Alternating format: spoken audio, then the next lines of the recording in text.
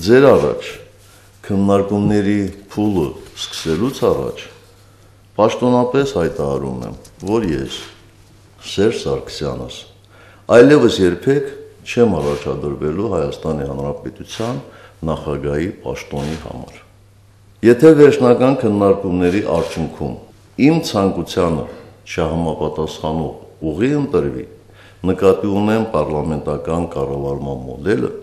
ապա ես չեմ հավակնի նաև վարչապետի պաշտոնին։ Սա հատված էր սահմանադրական բարեփոխումների հայեցակարգի նախագծի քննարկումից։ Սերժ Սարգսյանի այս հայտարարությանը հաջորդեց ՀՀԿ մամլոխոսնակ Էդուարդ Շարմազանովի մեկ այլ հայտարարություն։ Հանրապետական գործիչը համոզմունք էր հայտնել, թե առաջիկա տասնամյակում քաղաքական դաշտի թիվ 1 ջութակը իրենց կուսակցությունն է լինելու։ Ավելին, ըստ Շարմազանովի, եթե որևէ մեկը գալիք տարիների ընթացքում հավակնում է նախագահի կամ վարչապետի պաշտոնին, ապա այդ ճանապարհն ուղիղ անցնելու է Մելիք Ադամյան փողոցով։ Այս հասցեում է գործում Հանրապետական կուսակցության կենտրոնական գրասենյակը։ Այս ընտրությունները դա կլինի խորհրդական թե նախագահական, որ ասենք թե այս անգամ հաղթանակը շրջացելու է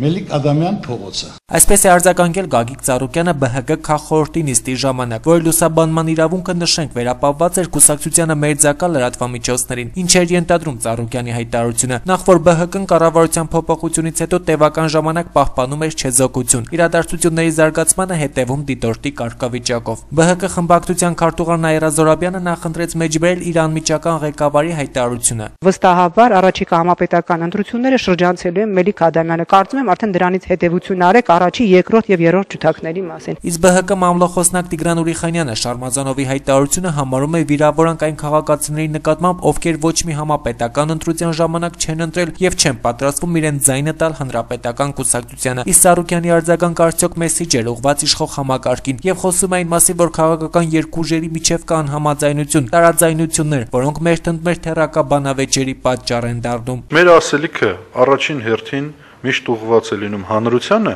եւ մեր հայտարարություններն էլ կամ հաղորդագրությունները, ինչպես դուք դրա անգլերեն էկվիվալենտն օգտագործեցիք, ուղղվում են հանրությանը։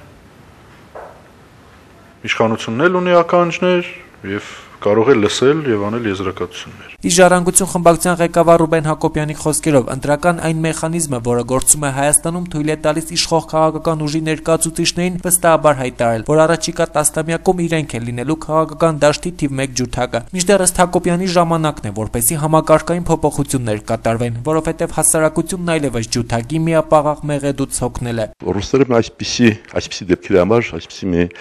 եզրույթ են օգտագործում, ասում են «хотеть не вредно, вредно не хотеть»։ Այս համակարգը հնարավորություն տալիս է, որ նարցիսիզմը դառնա քաղաքական գործոն։